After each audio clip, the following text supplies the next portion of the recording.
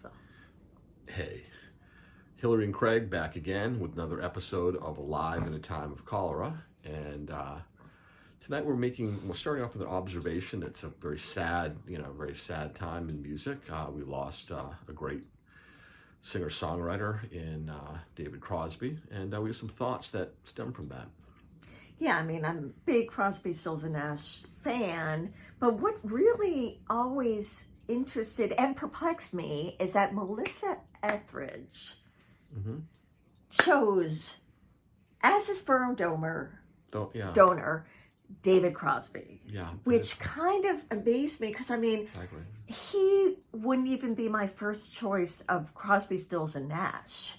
I mean, he would in fact be number 3. Yeah. So I'm like, of all people, David Crosby, I just, the combination of addiction, diabetes. Is he the greatest looking guy in the world? Right. His little propensity for a little, junk in the trunk in the front. Corpulence. I mean, this is like, not to fat shame, just you could pick anybody. Sure. I'm just kind of amazed. Well, the man's blood type was, was maple syrup. I mean, that was a problem.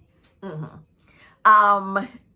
And I was thinking, it made me think about, and feel free in the comments to address this too. Like, who of Crosby, Stills and Nash would you want to be your sperm donor? And who would you pick? I'm leaning toward Graham Nash. Graham Nash, okay. I mean, Stephen Stills is actually my favorite. I think he's the why best. Graham Nash? Well, I don't know enough but he seems to have, not that he hasn't done drugs, but it doesn't seem like he has an addiction issue. That's important. I have to be conscious because I'm depressed. You're depressed, I have to be. He always had a little bit of the lighter songs, Teach Your Children Well. Yeah, Teach Your Children I have to make sure he's, very fit. He's good. I'm narcissistically like my coloring. I thought that was the only thing I had to pass on to a kid, like my light eyes. Sure. So, but then, Stephen Stills may have been in a little bit of an alcohol problem. I don't know, but he's a great guitar. But all I know for really sure is David Crosby wouldn't be number 3. He would be not in the run. He'd be number 3. Now, if you're talking more broadly about, let's say, singer-songwriters from, let's say, the 70s, the 80s, who would you pick as your sperm donor? Well, we had talked about a certain list. These are the people who came up for us, and many of them are among my favorite people as far as music goes. All right, we had on the list Paul Simon. Who's brilliant. And we had Leonard Cohen. We had Van Morrison. And strangely enough, we threw in Rick Springfield. I mean, I don't know what we're thinking. But, okay, Paul Simon, brilliant guy. But listen, you have to combine it with, I'm short. You're short. He's short. He's short. And as talented as he is, the Offspring, are they usually as talented? Probably not. So next thing you know, you're just stuck with a short, bald guy who can rhyme.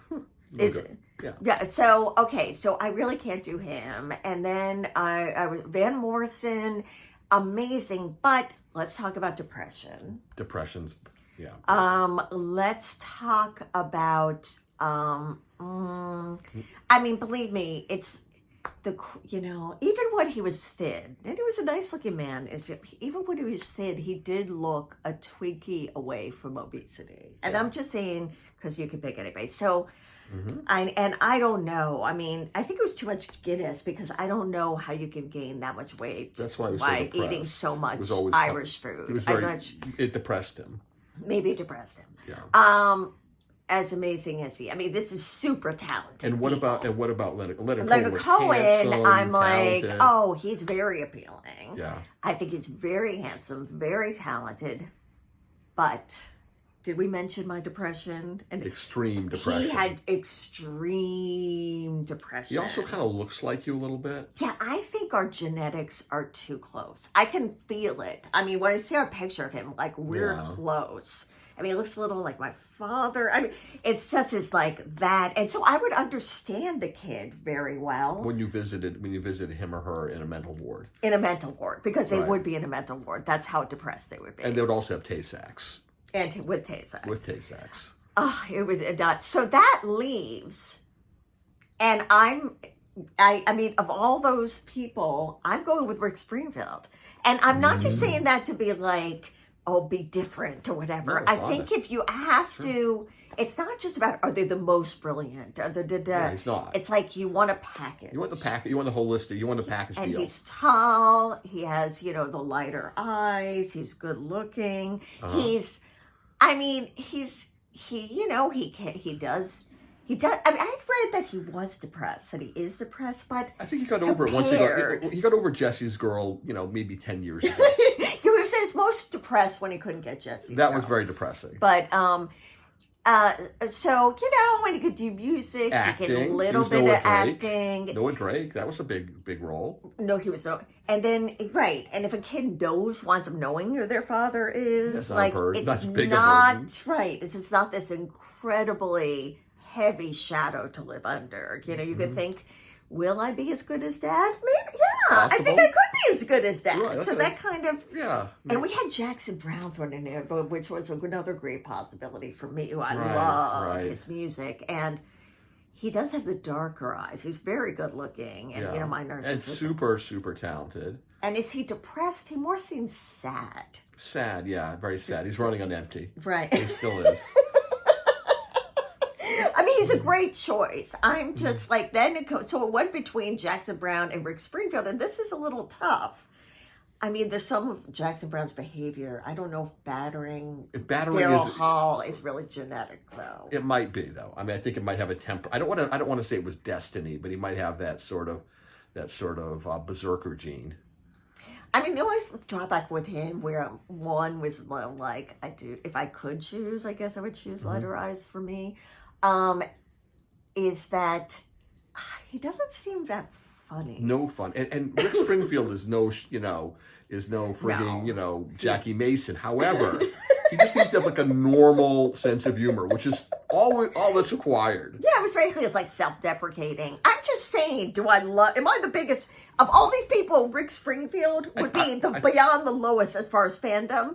However, he would be my sperm donor. And I think a lot of people would choose likewise. Right, and then be honest if you were really, and so please participate, say who, or just pick of who I just mentioned, or choose your own. Choose your own. Okay. And you had I had a couple, and again, it's hard because again, I'm choosing. I initially wanted singer-songwriters, but but I broadened it out. I think I came down to two: Kim Carnes, not the most talented, but very beautiful, and also Roberta Flack. Didn't write her own songs, but such an amazing singer. Yeah. And so just musically beautiful. Oh and my gifted. God, she's amazing. Those would be the nice personality. Great, the whole again holistic. So I think those my choices those would were be the very two. white, Well, but it was folk singers. folk I could have brought singers. Richie Havens in there, but Right. I'm sorry, don't comment. Okay, but in any event, the questions you can all talk among yourselves and give us the feedback. And we're alive. Comment away. Comment away. We're alive in the time of cholera, and so are you.